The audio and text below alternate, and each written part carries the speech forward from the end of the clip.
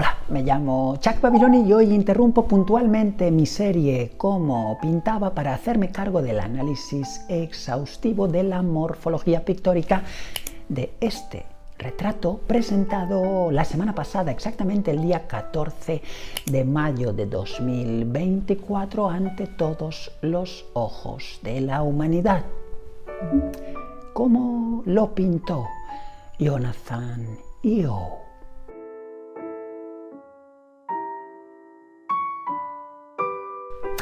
Pero antes déjame decirte que este vídeo que recién comienzas a visionar lo creo en relación con un sinfín de sugerencias a colación de él que he venido recibiendo en la última semana, exactamente desde ese día, 14 de mayo, y que me formulabas, muchos de vosotros me formulabais, a propósito de si yo creía que este retrato ameritaba un análisis de este tipo. Pues bien, lo amerita. Bien, tras el estupefaciente y sin duda epatante bombardeo que hemos recibido todos los habitantes del planeta Tierra en relación con esta imagen en la última semana, a buen seguro digo, ya conocerás la persona o el personaje retratado, Charles III of the Great Britain, más conocido como Carlos III de Inglaterra. Si bien también es rey de, como te he dicho, Gran Bretaña y sus 14 mancomunidades de naciones. Bueno, pero ¿quién ha pintado este retrato? Bien, el artista plástico nacido en 1970, Jonathan Yeo. Bien, y concluyo este minúsculo preámbulo con este dato. Cuando creamos un retrato del natural, cuando retratamos a alguien que se sienta delante de nosotros, exactamente a ese acto se le conoce como sitting, o sea, no tiene por qué el retratado sentarse delante de ti, puede estar de pie, pero en general se llama sentada, diríamos en español, a ese acto de ubicarse delante del pintor. Bien, este cuadro se creó en 4 sittings, o sea, en 4 sentadas, 4 veces que el rey del Reino Unido posó ante Jonathan Yeo. Según hemos tenido noticia, fundamentalmente a través de la BBC, este retrato se comenzó a pintar en junio de 2021 y se concluyó, se dio por finalizado, mejor dicho, en septiembre de 2023, de modo que hablamos de una obra que se ha gestado durante 2 años y medio, pero que se propuso, que se encargó un año antes de su comienzo, o sea, en 2020. Y este dato dirás, ¿es anecdótico, Jack? Bueno, no tanto, porque resulta que Charles III aún no era Charles III, sino Charles, Prince of Wales, príncipe de Gales, de modo que asistimos a un retrato que se propone cuando alguien es príncipe y se entrega en 2024, en mayo, el 14 exactamente, cuando el personaje retratado ya ha alcanzado su coronación. Y estarás pensando, Chuck, ¿por qué demoras el análisis exhaustivo? Bueno, porque necesitabas saber esto para algo que te diré más adelante. Pero por último ya te agrego el último dato que sin duda necesitas a nivel descriptivo. Estamos hablando de una obra de mediano formato. ¿Por qué mediano? Porque los pintores consideramos que el formato es grande o muy grande a partir de los 4 metros cuadrados de superficie, o sea, en general, cuando un cuadro es igual o mayor de 2 por 2 metros. 4 metros cuadrados. Este no llega a unos 3,8, pero bueno, sin duda es dato quizá baladí. Estamos hablando de un cuadro de 230 por 165,5 aproximadamente centímetros. Así que, como te digo, 3,8 metros cuadrados, un formato mediano, asequible y bien realizable, fácilmente facturable, teniendo en cuenta la antropometría de un varón, como es el caso, pintor, como es el caso, británico, no es necesario, pero es el caso, que se encamina a crear esta obra. Y ahora sí, metámonos en el proceso específico. Y en primer lugar he de decirte que el proceso de confección de esta pintura ha sido tetrafásico. Y para ingresar en el primer punto de este proceso, debo crearte de nuevo un microexordio técnico. tengo que hablarte de un concepto al que he aludido de pasada en algunos de mis vídeos de la serie Cómo pintaba, de la que te hablaba antes, pero que no te he explicado exhaustivamente, ahora lo hago. ¿Qué es la imprimación? La imprimación es la preparación pictórica, untable o pintable, como te digo, que utilizamos los pintores para preparar un soporte. Da igual si este es de tela o de lienzo, como decimos en pintura, o si es de madera u otro tipo de fibras, sintéticas o no. Bien, es la preparación. El sustantivo es imprimación y los verbos que se pueden utilizar son sinónimos, son imprimar o emprimar. Así que por favor, huye de todos esos pintores que te dicen to do the priming, en inglés hago el imprimado, cuando en español tenemos dos palabras, mientras que en inglés tenemos solo una, un verbo que sirva para esto. Bien, recuerda, imprimar o emprimar. ¿Para qué sirve la imprimación? Básicamente, no solo, pero básicamente para dos circunstancias. La primera de ellas es para que la pintura se ubique perfectamente en el soporte, para que el soporte reciba perfectamente la pintura. Digamos que no es imposible pintar sin imprimir antes la superficie, pero se aconseja hacerlo. ¿Y por qué? Pues por la segunda circunstancia fundamental, no la única, pero fundamental, que es que así la pintura, con el paso de los meses, de los años, de las décadas e incluso de los siglos, se conservará mejor, no tenderá a desprenderse. Bien, como decimos en pintura, el que sabe imprimar acaba por entrar en la historia, mientras que el que sabe pintar a veces es posible que no entre. ¿Por qué necesitaba decirte esto? Bien, porque vuelvo al proceso. Lo primero que hizo Jonathan Yeo en este cuadro fue crear una imprimación que, ahora aprovecho para decirte, suele ser continua, total y opaca, de un solo color. ¿Quiere esto decir que no se puede imprimir un cuadro en 2, 3, 4, 5 colores? No, no quiere decir eso, pero en general se imprima de un solo color, continuo y opaco. Bien, ¿qué hizo Jonathan Yeo aquí? Creó una imprimación gestualizada de brochazos de alrededor de 7 u 8 centímetros de ancho que se dejan ver, que dejan rastro, y la forma de aplicarlos fue una forma azarosa, sin presuposición previa de iconografía. Así que este es el primer punto. Huyó de crear una imprimación de rastro continuo y opaco y creó esta de ámbito gesticulante. Y ahora permíteme, por favor, que abra un subpunto dentro de esta primera fase para hablarte de los goteos y de los chorreos.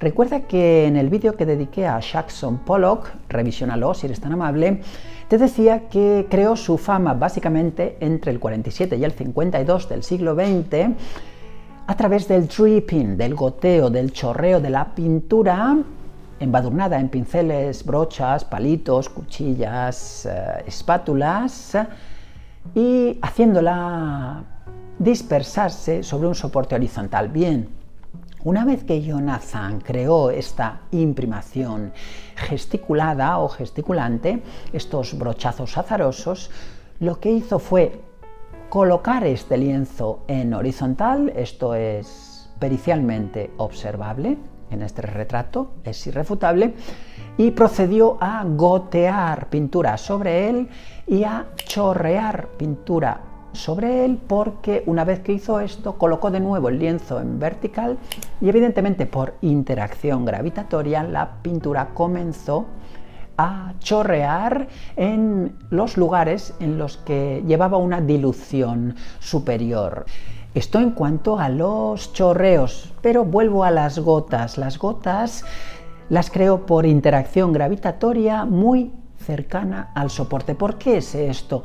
Lo sé porque son gotitas bastante pequeñas, o sea, están precipitadas desde muy cerca del soporte, y también porque adquieren forma circular escasamente dentada, o si lo prefieres, forma esférica, al tener sensación de un poquito de volumen, pero yo diría circular y escasamente dentada. ¿Qué significa esto? Que al caer, las gotas en su impacto crean muy pocos dientes, muy poca morfología de sierra alrededor de ese círculo. ¿Y por qué sabemos que no son de velocidad? Pues porque son circulares, caen exactamente perpendicularmente al soporte y no son de forma elongada u ovoidal.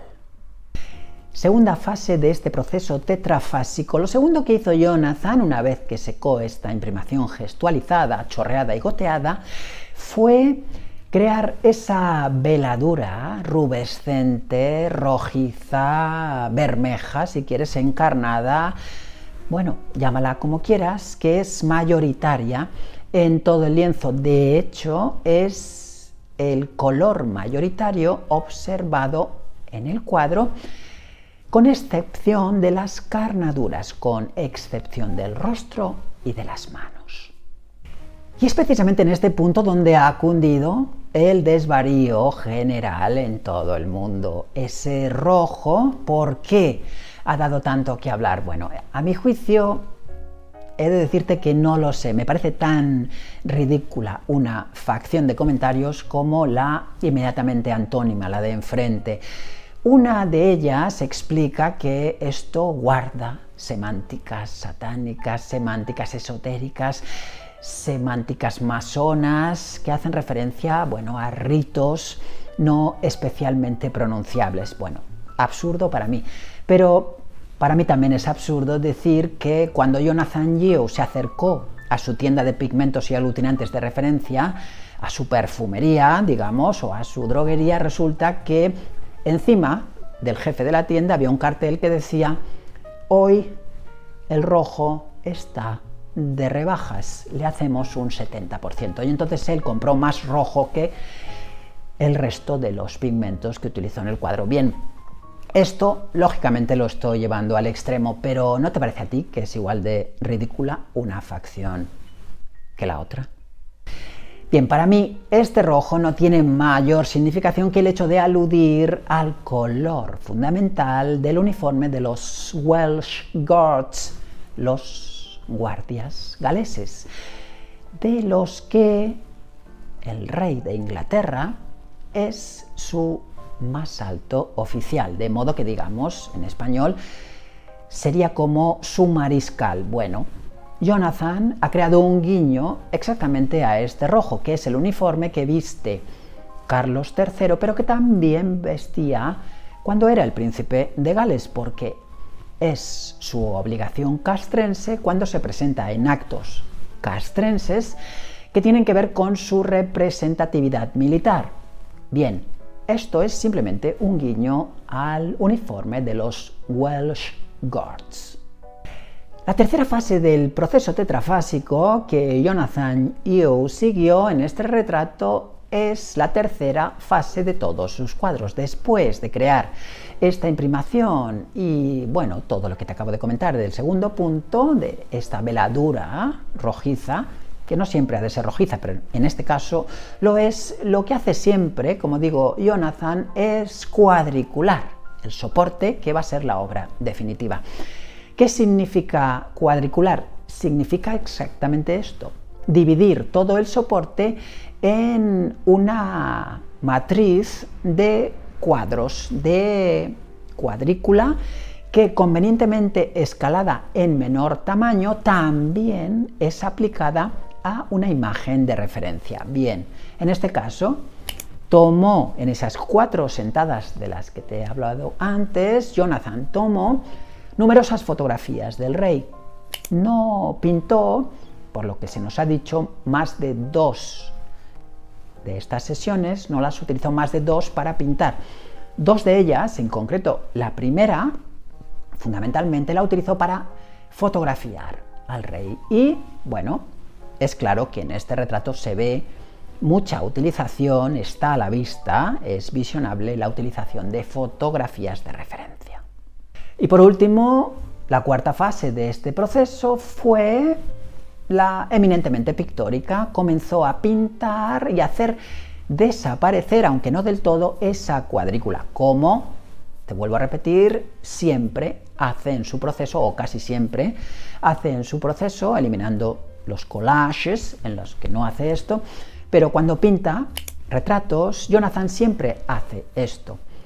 comienza a pintar sobre la cuadrícula, pero esta cuadrícula le sirve de referencia. Es para lo que se crea esta cuadrícula. Bueno, como ves, no es un proceso especialmente conmovedor y tampoco especialmente excitante, pero lo que sí garantiza es un punto del que ahora te hablo. En la segunda mitad del siglo XX, un artesano muy hábil y un buen hombre de negocios, un magnífico hombre de negocios, creó un método que se conoce como la pintura por números, painting by numbers. El caballero se llamaba Dan Robbins y lo habrás visto en alguna ocasión y sin duda que en tu niñez has pintado con este método. Este método consiste en tener delante una lámina convenientemente marcada con ciertos números y esos números aluden, los números pueden ser casi infinitos, aluden a un cierto color y a una cierta tonalidad y saturación de ese color concreto. De modo que tenemos una lámina, la dividimos, digamos, en 100 números y tenemos una leyenda a pie de página que nos conecta cada uno de esos números con el número que hace referencia a un color específico. Bien, si tomamos unos colores y hacemos caso estricto a lo que esa leyenda nos está comentando, bueno, donde pone 1 ponemos color carne, donde pone 2 ponemos rojo, donde pone 3 ponemos violeta y así sucesivamente. Bien, esto se conoce como pintar por números. Bien, este retrato en su cuarta fase no dista mucho de esto. ¿Pero a qué me acabo de referir? ¿Por qué te digo esto? ¿Por qué te digo que ahora te lo explicaría? Bien, este retrato cumple al 100%, a la perfección, un mandato obligatorio de todo encargo de retrato. Y más si este encargo es institucional. Primero, cuando nos encargan un retrato del natural o no, da igual, debemos crear lo que yo llamo la fidelidad sensible, o sea, si a mí me encargan pintar a este caballero, no puedo hacer que lo que yo entregue sea el retrato que se parece sospechosamente a este caballero. A esto yo lo llamo fidelidad sensible, o sea, cuando miramos el retrato encargado, como es el caso, debemos pensar que ese personaje retratado es Charles III y se cumple a la perfección. Este caballero es Carlos III del Reino Unido y la Commonwealth, no es Johnny Depp. Y ahora te comento lo segundo, básicamente hay más extremos, pero básicamente que debe cumplir un retrato institucional. Y aquí te explico el adjetivo. Debe hablar del cargo, de la profesión o de la actividad pública de ese personaje. Y es aquí cuando te hablo del uniforme. Porque encima, aunque parezca por debajo de esa veladura rubescente, rojiza, Jonathan se ha encargado, luego te hablaré de las carnaduras, pero en este momento, en todo lo que se aprecia como rojizo, digamos, se ha ocupado, de crear el, como te dije hace un momento, uniforme de máximo oficial de los Welsh Guards. Y si vamos transitando por el retrato lo vemos. Vemos que en el cuello podemos atisbar el tronco de puerro, el Leek Badge, la insignia del puerro, que reconoce específicamente a los guardias galeses. También vemos los 5 botones por manga, también vemos las sombreras con sus convenientes entorchados y el resto de entorchados que van transformando la pechera. También vemos, mejor dicho, vemos sugerirse las 2 filas de botonadura vertical con un espacio intermedio que también es común, son comunes, las 2 filas en este uniforme, específicamente en la casaca de los oficiales. Si bien, como te digo, ¿por qué está sugerido este extremo? Porque Carlos III ha sido representado con una banda de respeto y también con su fajín y también con su anillo de coronación, este anillo del siglo XVII que ha sufrido varias intervenciones de orfebrería, pero que pertenece al patrimonio británico, más específicamente a la realeza. Y también vemos la cazoleta de su espada de oficial. De modo que se cumple todo esto. El anillo no solamente atiende a su coronación, sino que atiende de forma poética a su matrimonio, mal dicho, pero así lo dicen ellos, a su marriage, su matrimonio con todos los británicos.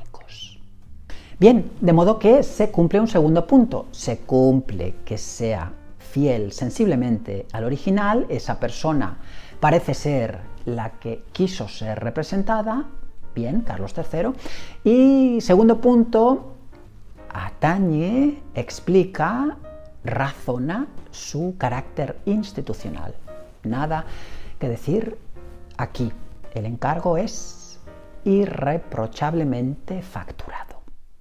O si lo prefieres, lo que yo imaginé la semana pasada, Charles III is happy. Carlos III está contento. Y ahora estarás pensando, Jack, cuidado que se te pasa un guiño iconográfico del que todavía no has hablado. Bien, hablo. Sí, esa butterfly, esa ingenua, modesta, humilde mariposa. Pero cuidado, cualquier mariposa. No, guiño poético. Monarch butterfly, o sea, mariposa monarca. Bien, como hace un momento te decía, las habladurías se han desatado durante la última semana en relación con todo el cuadro, con esa rubescencia, con ese rojizo generalizado, sí, con sus interpretaciones, a cual más ridícula, pero también esta habladuría se ha desatado en relación con esta mariposita. Esto exactamente nos han explicado tanto el rey como Jonathan, que simplemente es un guiño que el rey le pidió para que en el cuadro quedará constancia de su implicación, de la implicación de Carlos III, no solamente ahora que es rey, sino también cuando era príncipe, en relación con el medio ambiente, en relación con la sostenibilidad natural. Bueno, pero evidentemente todo lo que se coloca en un cuadro se puede elevar a la categoría de simbólico y entonces, bueno, esto es lo que ha sucedido con esta mariposa, pero también podemos elevar, si se nos va mucho la cabeza, el tono poético y decir que, como te comentaba antes, por eso te di ese dato, el cuadro se encarga cuando Carlos era príncipe de Gales y se entrega cuando Carlos ya es Carlos III, o sea, el rey del Reino Unido y toda la Commonwealth. De modo que ese hombro derecho de Carlos, que nosotros apreciamos a la izquierda según miramos, está a punto de ser la tierra en la que aterrice el que previamente fue príncipe, de modo que la mariposa simboliza esta metamorfosis, este proceso de cambio de príncipe a rey. Y ahora es aquí cuando, si me lo permites, te creo el veredicto final. ¿Ameritaba, me decíais? ¿Amerita, Jack, que le dediques un vídeo a este cuadro específico? Bueno, yo te he dicho que siento que amerita, pero ¿por qué lo siento? Pues porque cualquier obra creativa del ser humano amerita un análisis exhaustivo y siempre respetuoso, siempre. Nos guste más, nos guste menos, vaya con nuestras intenciones, no vaya en absoluto, nos sintamos entretenidos, nos sintamos aprendiendo, nos sintamos despreciados incluso, el arte también es eso. Siempre hemos de acercarnos al arte con el respeto, con el mismo al menos, que su facturador utilizó para crearlo. Así que allá va mi veredicto. Yo considero que este retrato cumple exhaustiva, fundamental y totalmente, que es mucho decir, las dos circunstancias que a este retrato se le pedían. La primera es la fidelidad sensible, como te he dicho. Carlos III se parece, como se dice coloquialmente, a la persona que entendemos que es Carlos III, aquel que se casó con Diana de Gales, aquel que está hoy casado con la reina Camila. Vale, es ese señor, de acuerdo, se cumple, 100%, le ponemos un 10. A lo segundo que le ponemos un 10 es al rango institucional del retrato. se cumple, que nos habla descriptivamente de su función. Es rey, lo sabemos por el anillo, y también es máximo oficial de los Welsh Guards. Se cumple.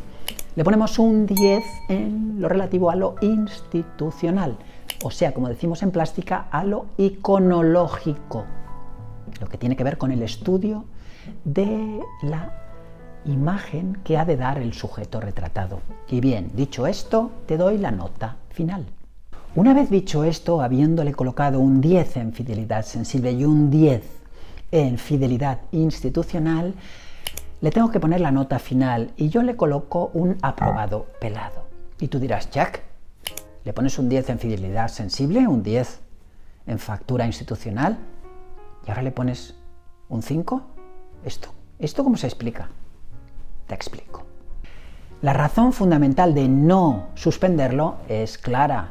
El cuadro está bien y funciona a los dos niveles que te acabo de comentar, pero ¿por qué le pongo un aprobado?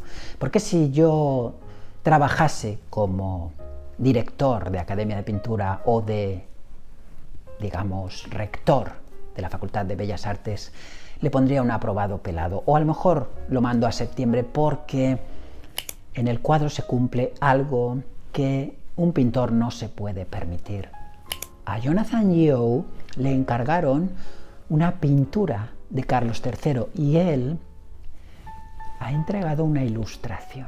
¿Qué diferencia hay entre pintar e ilustrar? Bueno, si nos ponemos estupendos, he de desdecirme de lo que acabo de decir porque siempre que se utilice pintura, lo que resulta es una pintura, de modo que si utilizamos pintura y pintamos, lo que surge de nuestras manos, de nuestro cerebro, de nuestro cuerpo entero, de nuestros pies, es una pintura.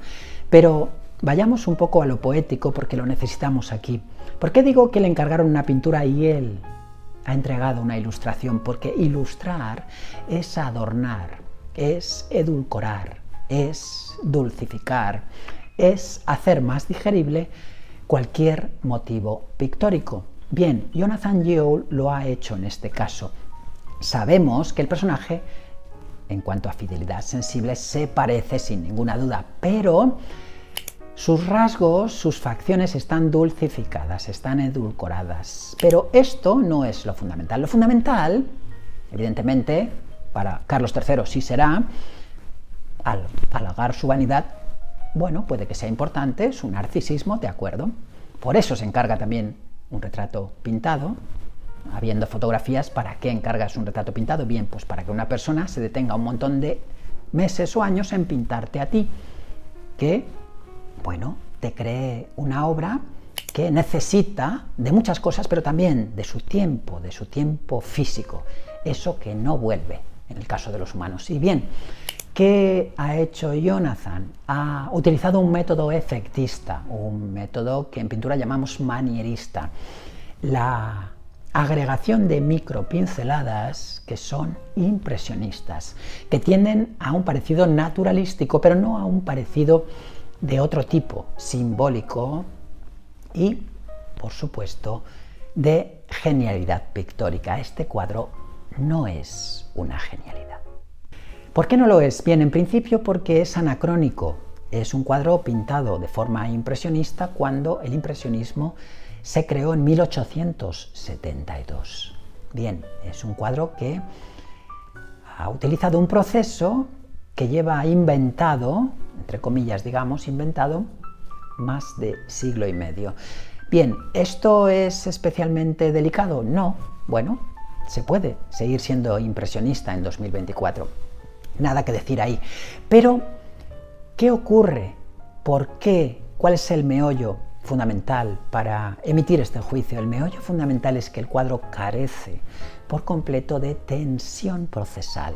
En el cuadro yo no detecto tensión procesal, no detecto ninguna pincelada que haya ido por delante de Jonathan Yeo. Jonathan Yeo, mirando este retrato, podemos observar, creo que es irrefutable, que ha ido constantemente por delante de todas sus pinceladas. Dicho de otra forma, es un retrato más cercano a la artesanía pictórica que al genio. Y ahora quizá te estás planteando, Jack, ¿esto no es suficiente? ¿Cumple la fidelidad sensible? ¿Cumple su mandato institucional? Bien. ¿No es suficiente esto en un retrato? Bien, yo te contesto. Literalmente, lo es, y por eso le he puesto un suficiente. Y también, seguramente, después de esto estarás pensando, ¿y tú qué esperabas, Jack? Bueno, yo esperaba lo que siempre espero del gran arte. Esto no es gran arte, esto es ilustración.